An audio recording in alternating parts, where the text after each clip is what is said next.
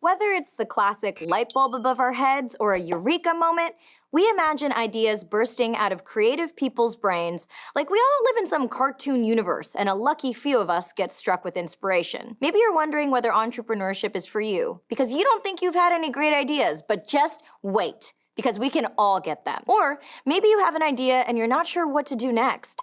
How do you feed, water, and nurture this tiny seed so it grows into a whole business? Don't worry, we've got you.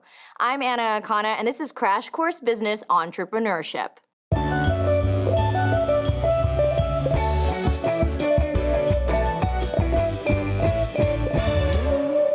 Entrepreneurs aren't a special group of people gifted with all the good ideas. They believe in themselves and the value of their idea enough to take a financial risk to make it a reality. Looking back at the people we now think of as great entrepreneurs, these people were just looking to make life easier or better in some way, from inventing the wheel to dreaming up the dishwasher. But what exactly sparked their imagination? What was their apple falling from a tree? Innovative ideas can be traced to three main sources: our passions, our complaints, and our egos. Let's start with the exciting one, our passions. If you weren't working at your current job or going to school, what would you do? Many ideas come from us being excited about something and wanting to share it with the world. It could be grandma's hot sauce recipe, video game walkthroughs, or upcycled yard sale furniture. Sometimes you start doing something as a hobby, like art, but then you might get commission requests from people you don't even know. So if you take a risk, that hobby could become a full-time job. Next, there are complaints. There must be something that bugs you, whether it's tangled headphones or a lack of movies directed by women.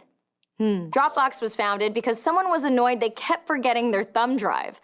Under Armour was founded because someone got so tired of their shirt getting so sweaty they had to change it multiple times during one workout. So, if you've ever found yourself thinking, wow, I really wish someone would do something about that, guess what? You can do something about it. And of course, there are the I can do it better ideas. Everyone has them.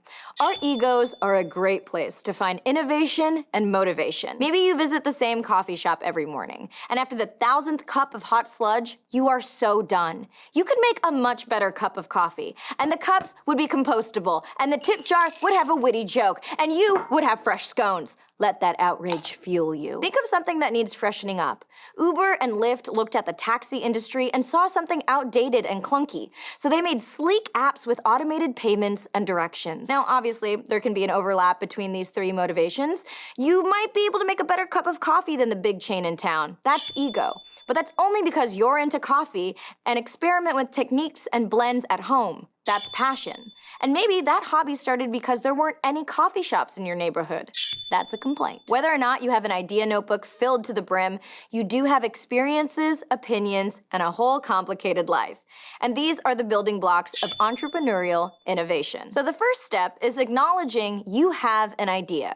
Step 2 is understanding the problem at the root of your idea. Think of your idea as the beginning. You may have your own experience of a certain problem, but by understanding what others think, your idea can grow and affect more people. So when you're chatting about that big chain coffee shop with your friends, listen to what they say. Have they been there? What do they like? What do they hate? Maybe they complain that place is a health hazard, or their service sucks, or they say, I never go there because I only drink tea. So use that quick insight to make your idea better. Maybe your coffee shop will focus on excellent staff training to ensure high-quality coffee, cleanliness, and customer service. And you'll offer lots of tea alongside those artisanal lattes. Even after you understand the problem, there's more talking to do.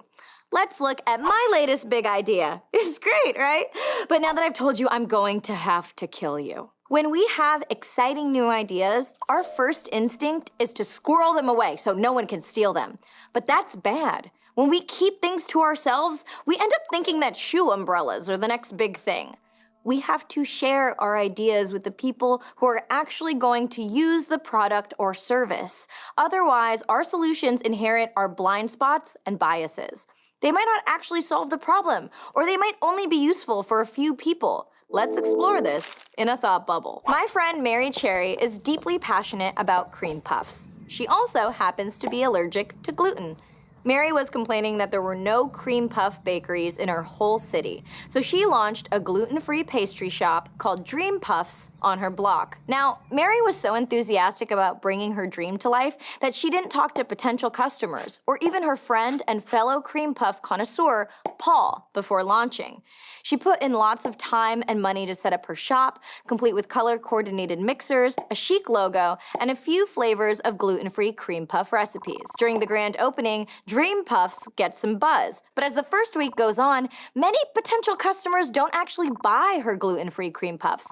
Most of the people who show up have more than one allergy.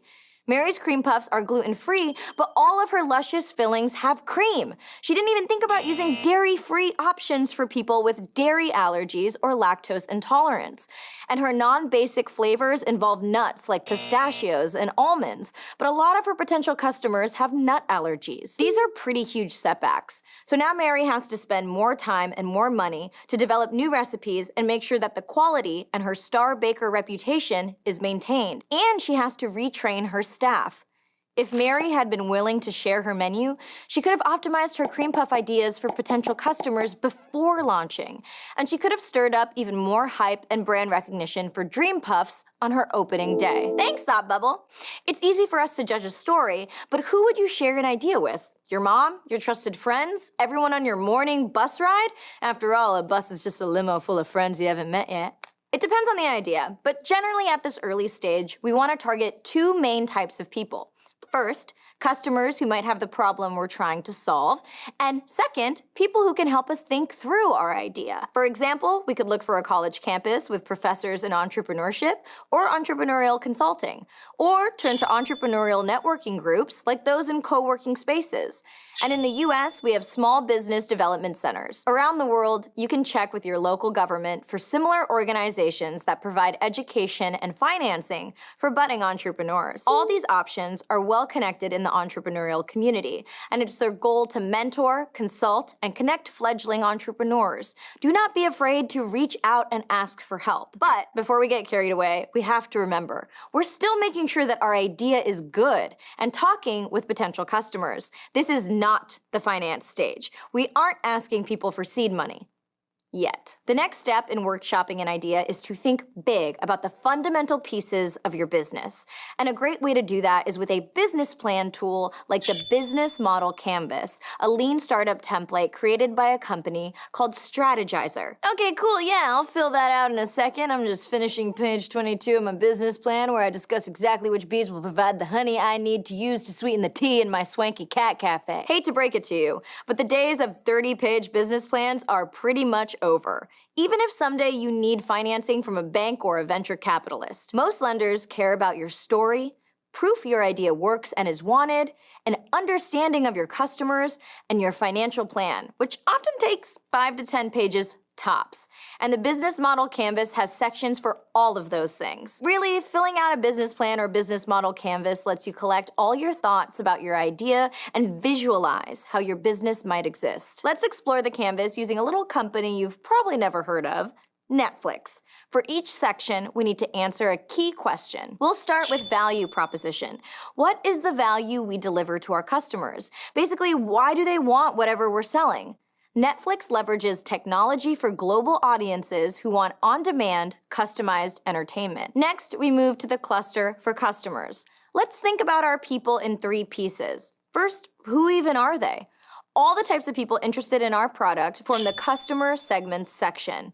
In 2019, over 50% of Netflix's business came from subscribers outside the US. They use internal algorithms to predict and offer certain programs to certain demographics. Once we decide who our customers are, it's time to define the relationship in the customer relationship section.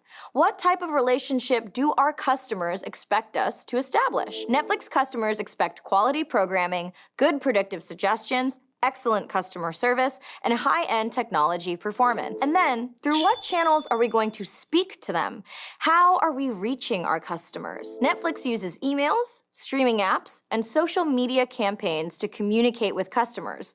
They're even on Snapchat. Now that we know the who, we need to describe the infrastructure of our business, which also has 3 pieces. To start with the basics, what do we actually do? These are our key activities. Netflix licenses existing content and creates their own that they then deliver through an online platform. And they do all the usual business things like sales and marketing. After that, we have to decide what do we need to do those things. These are our key resources.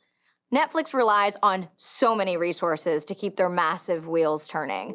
They have people making content, including their in-house studios, engineers to make sure their website and apps work, customer service to troubleshoot, attorneys to deal with licensing, internal teams for promotion, and a global network of data storage facilities. Then remember, we don't have to do this alone. We need to look for key partners and ask, who do we need to team up with in order to deliver our value proposition? Netflix partners with law firms, studios, agents of actors, and other companies who want to co-promote products, like Comcast Xfinity or T-Mobile. Finally, after we've figured out the who and the what of our business model, we have to think about money. Half of that is our revenue streams. Where are we making money? What are customers willing to pay for each product or service? As of 2019, Netflix uses 3 membership subscriptions: Basic, which is $7.99 a month, Standard, $10.99 a month, and Premium, $13.99 a month. Unfortunately, entrepreneurship isn't free. There are costs involved in doing things for your people. So where are we going to spend the money? For Netflix, examples of costs are employees, licensing and production fees for content, servers for data storage, brick-and-mortar workplace locations, DVD production and mail, and R&D. And that is Netflix in a nutshell. This is exactly the goal of the Business Model Canvas, to provide a framework for anyone to break down the pieces of a business, especially your future business. Today, we grew the tiny seed of an idea into a full business model. So remember that everyone has ideas, and the real work of an entrepreneur is sharing them and getting lots of feedback. Next time, we'll figure out what you're worth. And by that, I mean we will delve into value propositions and how to make something that potential customers will think has inherent value and is worth monetary investment. Ooh, very sexy. Thank you for watching Crash Course Business, which is sponsored by Google. If you want to help keep Crash Course free for everybody forever, you can join our community on Patreon. And if you want to learn more about biases that affect how we do business, check out our soft skills video about making decisions.